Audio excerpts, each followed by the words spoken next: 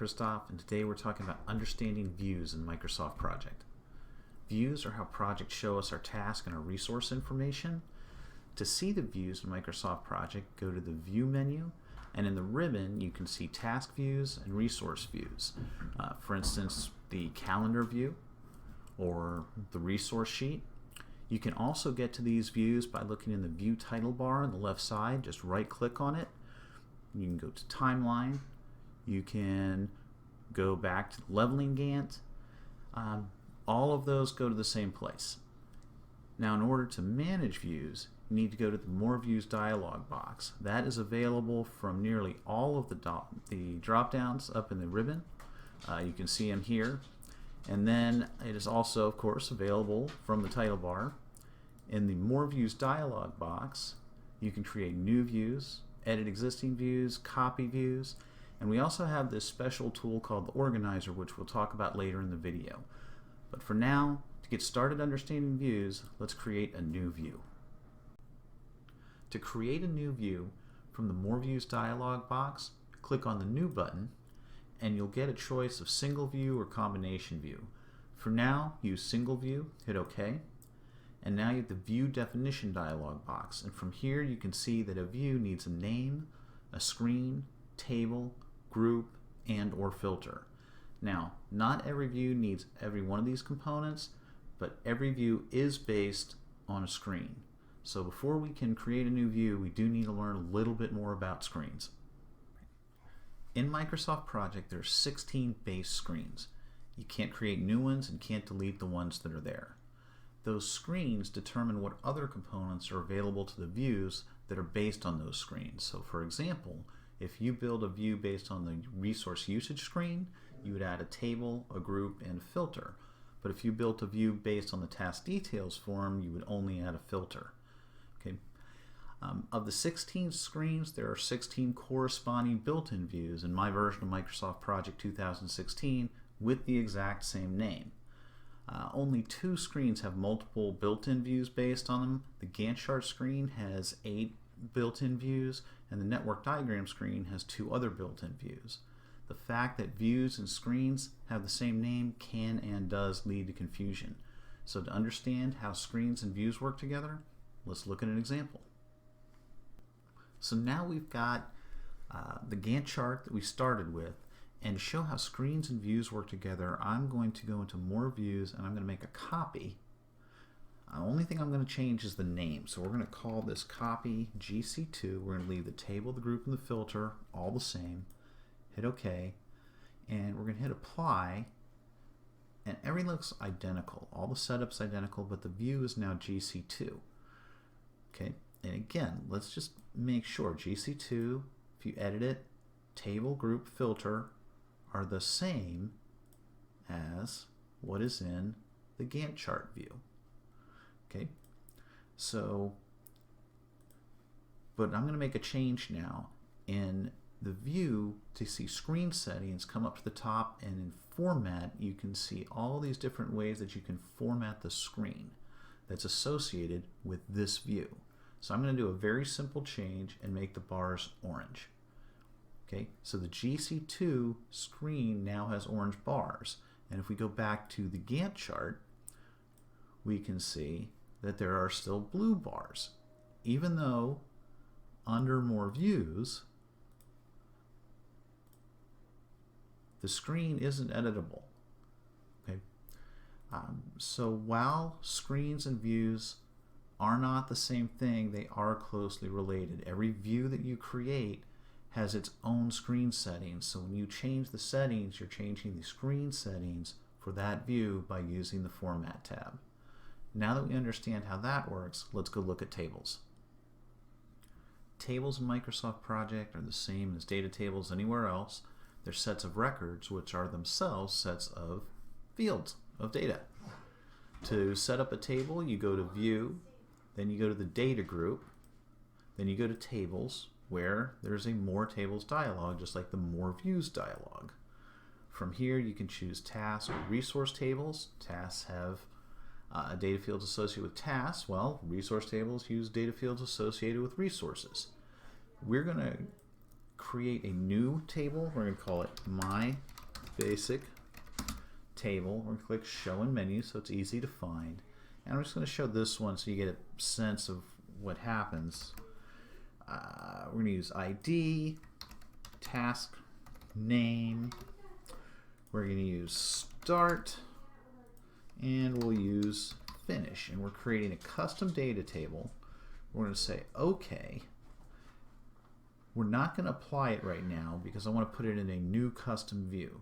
So we'll hit close, go to more views, make a new view, another single view, and this time we're going to call it GC4. It's going to use the Gantt chart screen, and the table is now going to be the new My Basic Table. And to start with, for group, we're going to use no group, and for filter, we will use all tasks, and we will apply it. Now you can see we have a new Gantt chart view. The table, called GC4, you can see it over here, the table is My Basic Table. There's no filter, and there's no group. Okay? Filters and groups work just the same as tables. If you wanted to add a custom filter, there's a More Filters dialog where you can put in new or edit existing filters. I already have a custom filter, so I'm going to use starts with S. Task name starts with S. And then let's make these just a little bit bigger so you can see them.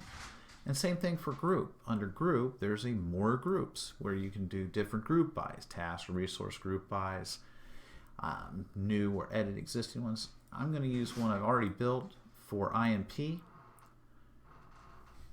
Now what's interesting about this, and a lot of people don't really understand, as soon as we apply the filter in the group for this GC4 view that we just built, we change the definition.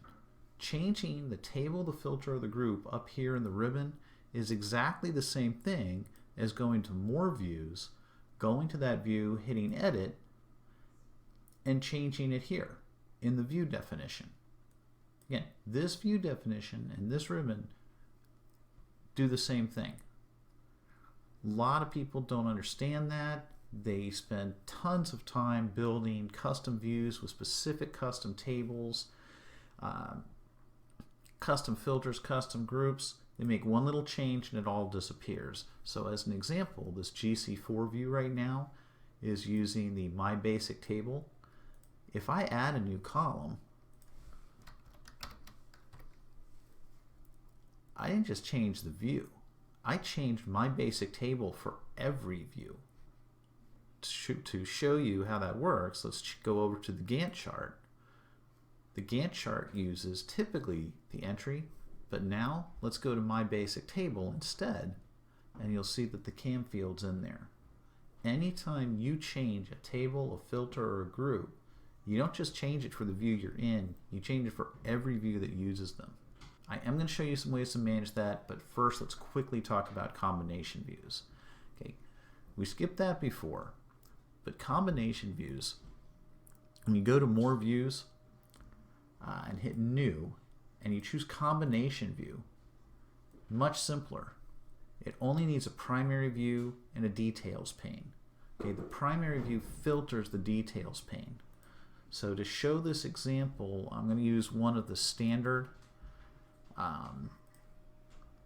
combination views, task entry, very popular view.